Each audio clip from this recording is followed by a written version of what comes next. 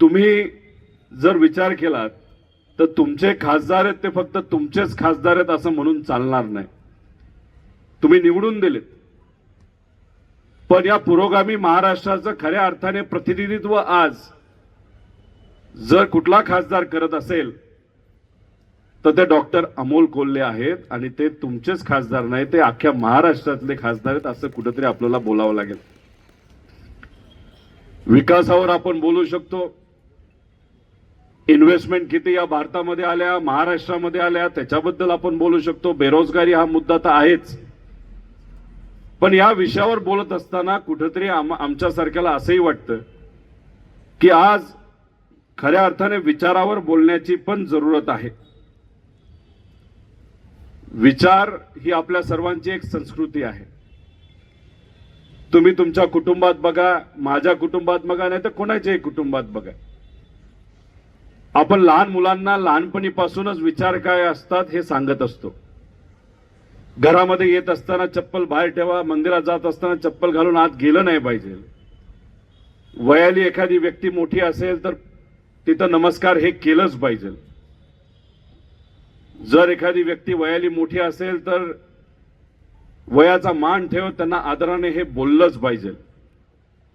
आपला कुठलाही ओळखीचा असू नाही तर अनोळखी व्यक्ती आपल्याकडे जर घरी येत असेल तर पाणी देणं, चहा देणं ही आपल्या सगळ्यांची जबाबदारी आहे. आता आपण जेव्हा अशा पद्धतीने वागतो, नाही तर पुढच्या पिढीला हे विचार जेव्हा देत असतो तेव्हा आपल्या सगळ्यांची अपेक्षा असते की आपल्या आधीच्या पिढीने जी संस्कृती आपल्याला दिली, जे विचार आपल्याला दिले, ते पुढच्या पिढीपर्यंत जावेत. यासाठी तुम्ही आम्ही सर्वजण प्रामाणिकपणे प्रयत्न करत असतो. तुम्ही जसा प्रयत्न करता तसा मी माझ्या कुटुंबात प्रयत्न करतो. माझा लहान मुलगा असू द्या, माझ्या मुलगी असू द्या, त्यांना सुद्धा सण साजरे करत असताना कशा पद्धतीने सण साजरे करायचे असतात हे मी त्यांना सांगतो. छत्रपती शिवाजी महाराजांची जयंती असू द्या, छत्रपती संभाजीराजांची जयंती असू द्या, महात्मा फुलेंची जयंती असू द्या, क्रांतीज्योती सावित्रीबाई फुलेंची ज्योती, पुण्यश्लोक अहिल्यादेवी होळकरांची जयंती असू द्या, भारतरत्न डॉक्टर बाबासाहेब आंबेडकर, अण्णाभाऊ साठे, हे सर्व थोर व्यक्ती जे होऊन गेले ते कोण होते, त्यांनी काय त्याग दिला, सामान्य लोकांसाठी ते कसे लढले, हे मी माझ्या मुला मुलींना तिथं सांगत असतो. त्याचं मुख्य कारण असं की आधीच्या पिढीने जर त्याग दिला असेल, कष्ट घेतले असतील, संघर्ष केला असेल, तो फक्त आपल्या पुरता ठेवून चालत नाही, तो पुढच्या पिढीला सुद्धा कळला पाहिजे. यासाठी खऱ्या अर्थाने विचार हे महत्वाचे असतात. ही लढाई काही हा पक्ष विरुद्ध तो पक्ष असं नाही, ही लढाई विचाराची लढाई आहे. आता विचाराची लढाई लढत असताना खरं तर तुम्ही जर बघितलं तर आमच्या कुटुंबापासूनच सुरुवात झाली. आमच्या सगळ्यांची अपेक्षा होती की 2024ला आपण एकत्रित राहून भाजप सारख्या बलाढ्य शक्तीच्या विरोधात तिथं लढा लढला पाहिजे. हे आपल्या सगळ्यांचं स्वप्न होतं. त्या पद्धतीने आपण तयारी सुद्धा करत होतो. पण भाजपमध्ये असणारे जे काही आजचे नेते आहेत त्यांना परत एकदा सत्तेत यायचं होतं.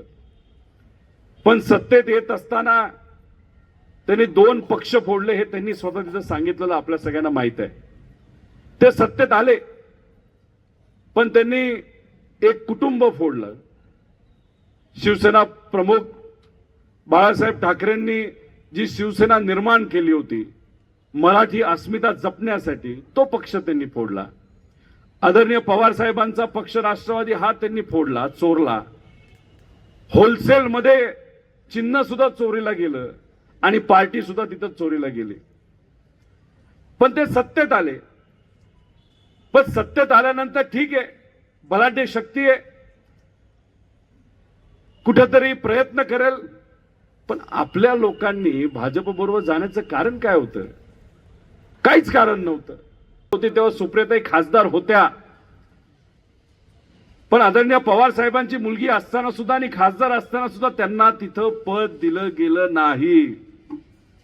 कोणाला पद मिळालं तर जे भाईजी आहेत विदर्भचे, म्हणजे प्रफुल्ल पटेल, ते लोकसभेला पडले, त्यांना राज्यसभा दिली, त्यांना तिथं मंत्रीपद दिलं, पण स्वतःच्या मुलीला पद तिथं मिळालं नाही.